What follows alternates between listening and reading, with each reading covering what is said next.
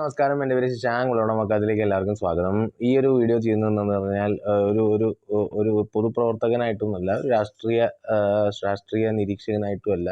ഇത് പറയാൻ അർഹത ഉണ്ടോ എന്ന് ചോദിച്ചാൽ, ഒരു പൗരനെന്ന നിലയ്ക്ക്, ഒരു മനുഷ്യനെന്ന നിലയ്ക്ക്, മനുഷ്യജീവന് വില മതിക്കുന്ന ആളെന്ന നിലയ്ക്ക് എനിക്കൊരു അഭിപ്രായം രേഖപ്പെടുത്താനാണ്. ഇപ്പോൾ ചില വാർത്തകൾ കാണാനുണ്ടായി. അതായത് ഇപ്പോൾ ഈ എന്താ പറയുക, നമ്മുടെ ലോക്കൽ ബോഡി ഇലക്ഷൻസ് വരുന്നുണ്ടല്ലോ. അപ്പോൾ അതിൽ ഒരു പാർട്ടിയിൽ സീറ്റ് കിട്ടിയില്ല എന്ന് പറഞ്ഞുകൊണ്ട് ഒരാൾ ആത്മഹത്യ ചെയ്തു. വേറൊരാൾ അവിടെ ആത്മഹത്യക്ക് ശ്രമിച്ചു.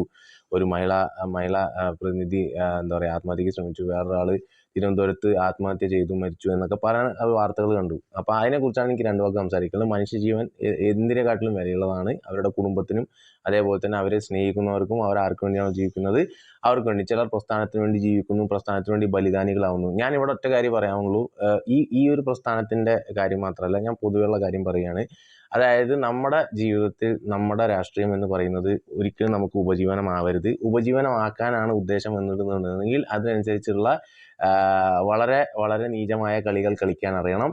എന്നാൽ മാത്രമേ അത് ഏത് പ്രസ്ഥാനമായിക്കോട്ടെ ഇന്നത്തെ പൊളിറ്റിക്കൽ വാല്യൂ, കവറേജ്, മൈലേജ് എന്നൊക്കെ പറയുന്നത് ഒരു സാധാരണ പ്രവർത്തകന്മാർക്കും അതേപോലെ തന്നെ രാഷ്ട്രീയത്തെ പ്രൊഫഷണലായിട്ട് കാണുന്നവർക്കും ഉള്ള നിലപാടുകൾ, അതേപോലെ അവർ ചെയ്യേണ്ട കാര്യങ്ങളൊന്നും വളരെ വ്യത്യസ്തമാണ്. എല്ലാവർക്കും പറ്റണ കാര്യമല്ല.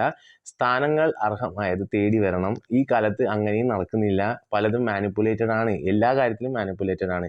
പക്ഷെ നമ്മുടെ ജീവൻ ഒടുക്കാൻ മാത്രമുള്ള എന്തെങ്കിലും അതിലും ഉണ്ടോ എന്ന് ചോദിച്ചു കഴിഞ്ഞാൽ, ഇപ്പോൾ പേഴ്സണലി വ്യക്തിപരമായി എന്നോട് ചോദിക്കുകയാണെന്നുണ്ടെങ്കിൽ എൻ്റെ രാഷ്ട്രീയം എന്ന് പറയുന്നത് എൻ്റെ ആശയമാണ്, എൻ്റെ ആദർശമാണ്. അതെൻ്റെ ഉപജീവനമല്ല.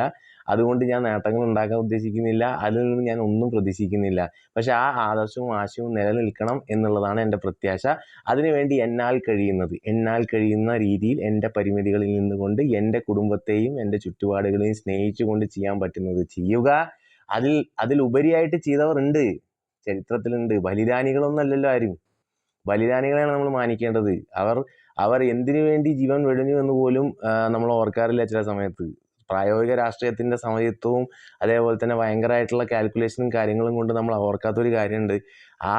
ഒരു പഞ്ചായത്ത് മെമ്പറോ അല്ലെങ്കിൽ ഒരു മുനിസിപ്പാലിറ്റി മെമ്പറോ പോട്ടെ, വീട്ടിലേക്ക് ഒരു 10 ഉറുപ്പ്യക്ക് പോലും കിട്ടാണ്ട് സ്വന്തം പോക്കറ്റിൽ നിന്ന് 50ഉം 100ഉം പിരിവിട്ട് ആ പ്രസ്ഥാനത്തെ വളർത്തിയ ആൾക്കാരുണ്ട്. ആ പ്രസ്ഥാനത്തിന് വേണ്ടി ജീവൻ വെടിഞ്ഞവരുണ്ട്. ഈ പ്രസ്ഥാനത്തെ അപഹസിച്ചും പുച്ഛിച്ചും ഒരു വിലയും തരാണ്ട് കാലങ്ങളോളം ഈ പ്രസ്ഥാനത്തിനൊപ്പം നിന്നവരുണ്ട്.